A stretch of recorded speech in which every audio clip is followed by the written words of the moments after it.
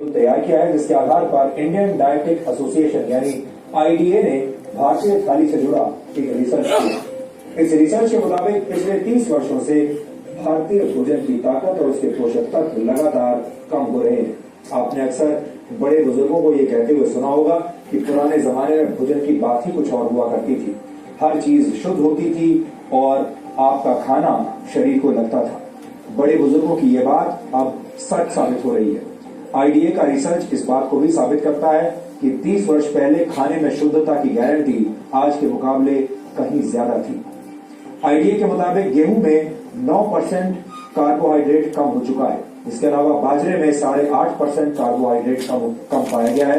पिछले 30 वर्षों में मूंग की दाल में आयरन कंटेंट 6.12% कम हो गया है, जबकि मसूर की दाल में प्रोटीन 10% कम पाया गया। प्रोटीन हमारे शरीर के लिए बहुत जरूरी पोषक तत्व है और इसकी कमी से कई तरह की बीमारियां होती हैं। आटे और दाल के बाद सबसे ज्यादा इस्तेमाल होने वाली सब्जियों को भी चेक कर लीजिए। नए जमाने के आलू में विटामिन बी, मैग्नीशियम और जिंक की मात्रा पहले से कम पाई गई है। टमाटर में विटामिन बी, आयरन और जिंक की मात्रा में 66 से 73% तक की कमी देखी गई। फलों की बात करें तो सेब में आयरन कंटेंट पहले के मुकाबले 60% कम हो चुका है, यानी लो हीमोग्लोबिन और एनीमिया से पीड़ित लोगों को सिर्फ सेब के भरोसे अब नहीं रहना चाहिए।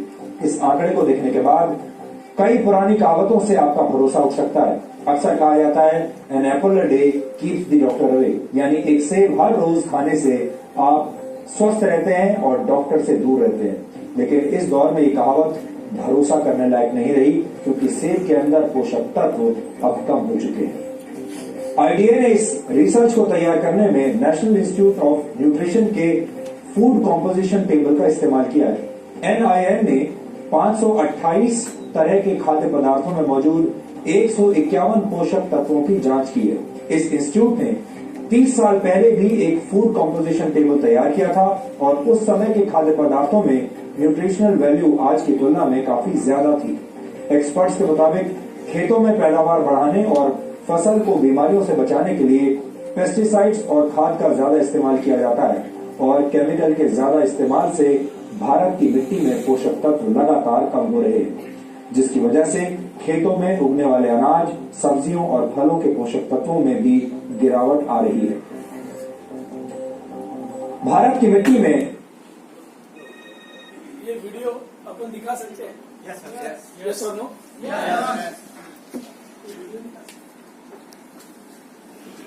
ये वीडियो से क्लियर कट अपने को एक मैसेज आ रहा है।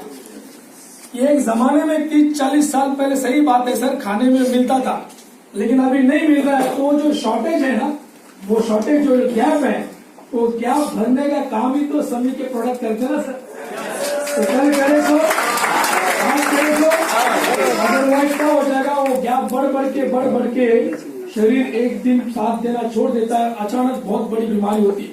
फिर अपन कितना भी कोशिश करें उसमें रिकवर नहीं हो सकते साहब। Sir no? तो क्या ऐसा डेंजर सिचुएशन आने तक अपने को इंतजार नहीं करना है सर, बिकॉज अपने ऊपर जो आशा लगा के बैठे हैं अपने बीवी बच्चे, उनके लिए तो अपने को हेल्दी रहना चाहिए। Sir no? और शरीर साथ देगा तो पैसा तो बहुत कमा लेंगे साहब। ये सर नो? नहीं सर, 11,000 रुपया लाइए। ये डायलॉग भूलने का नहीं है। कौन सा? ये बिल्कुल नहीं भूलने। ये क्यों बोल रहा हूँ, कुछ लोग है ना सर, सब कुछ बोल देते हैं, वो एकदम बढ़िया प्रेजेंटेशन देते, लेकिन पैसा ही नहीं मांगते। पैसा कैसे पैसे मांगने का? वो लोग की शर्म आती है ना, हम क्या काम दिखा सकते हैं? पैसा उन लोगों ने देना चाहिए ना। अरे नहीं देगा तो मांग रहे। प्लीज पैसा मांगिए, मेरा रिक्वेस्ट। पैसा मांगने से दो चीजें होगी, या तो वो देगा या तो जोर से बोलिए, या तो देगा या तो नहीं। लेकिन नहीं मांगेंगे तो पक्की बात है नहीं देगा। तो मांगना यार, बिंदास मांगने का। ऐसा लो और काय की शर्म। अरे आप बच्चों को पहली के लिए अपन एडमिशन लेने गए स्कूल के अंदर, वो स्कूल वाले क्या मांगते हैं? फीस मांगते हैं। सर लोग उनको जरा बोल के देखो ना, अरे अभी तो पहली में है, 10वीं होने दो, साथ में देता हूँ, दोनों को उठा के टेंस के नीचे देख लेंगे ना। डोनेशन भी मांगते साथ में। मेरे फ्रेंड का एक्सीडेंट हो गया, 2 व्हीलर से गिर गया, पूरा घिस गया था इधर, खून आ रहा था। हम उठा के उधर दादर के शुश्रूषा हॉस्पिटल में लेके गए। जैसे हॉस्पिटल में एंट्री मारा, उधर से आवाज आया, तो बोला कौन है? देखा तो एक व्यक्ति का हाथ था, बोलता है सर कौन है? बोला पेशेंट है, एडमिट करना है। क्या बोला मालूम है? पहला 40,000 रुपया डिपॉजिट रखो और फिर पेशेंट के अंदर लेके जाओ। उसको शर्म आई? आने भी नहीं चाहिए, अदरवाइज ऐसा हॉस्पिटल बंद हो जाएगी। ये सुनो, हमें भी पैसा मांगने में शर्म नहीं आनी चाहिए। आज के बाद यदि आपने पैसा मांगने में शर्म की तो जिधर हो ना उधर आके मारूंगा।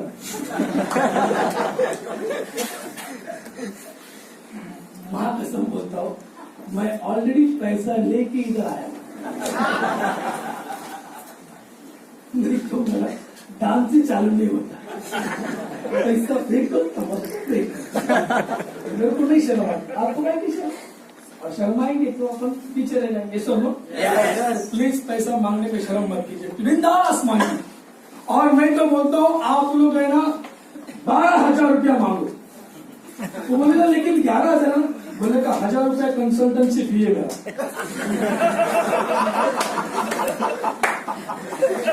आपके घर तक इतना लंबा आया तो क्या फुकट में होगा क्या? मेरा कंसल्टेंसी चार्ज 1,000 रुपये। लेकिन अभी आपका चेहरा देख के ऐसा लग रहा है कि आप भी क्या याद करेंगे, चलो छोड़ दिया, ऐश करो, तो 11,000 लो। सब insurance agent are charging fees for the consultancy. कुछ इंश्योरेंस एजेंट ऐसे भी है जो इंश्योरेंस तो बेचते हैं लेकिन इंश्योरेंस बताने का कंसल्टेंसी फी चार्ज करते हैं। अपन भी कोशिश करेंगे, क्या फर्क पड़ता है? ये सुनो, अपन भी एक डायट्री सप्लीमेंट्री वाले एक कंसल्टेंट है ना, ये सुनो, उनका हेल्थ अच्छा रखने के लिए। और बॉडी का मेंटेनेंस कॉस्ट है सर, वो तो आपको लेना ही पड़ेगा।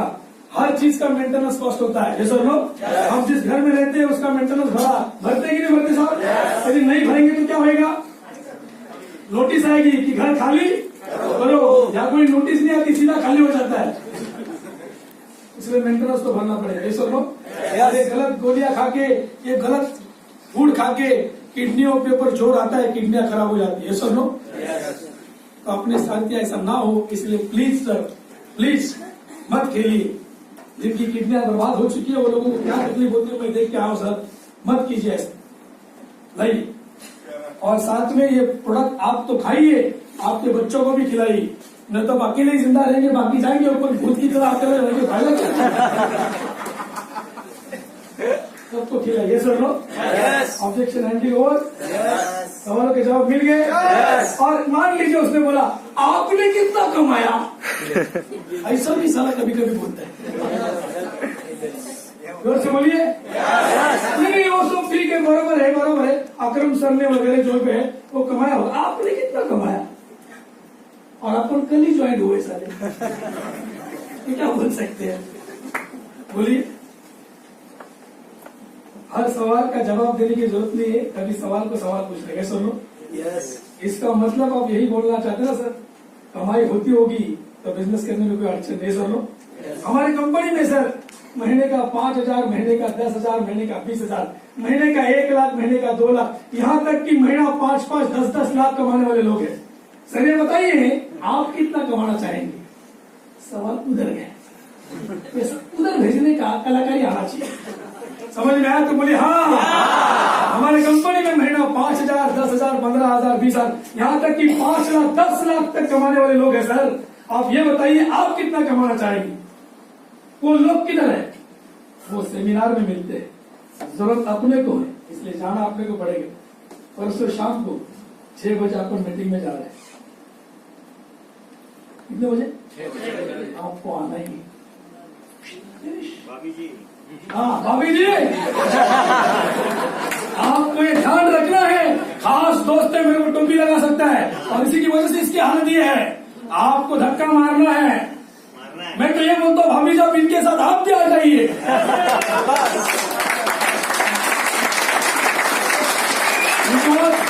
एक फैमिली का जो सपना है वहाँ पे पूरा होता है, आपको नजर आएगा, आपका बच्चों का फ्यूचर नजर आएगा। प्लीज मैडम सब काम बाजू में रखिए।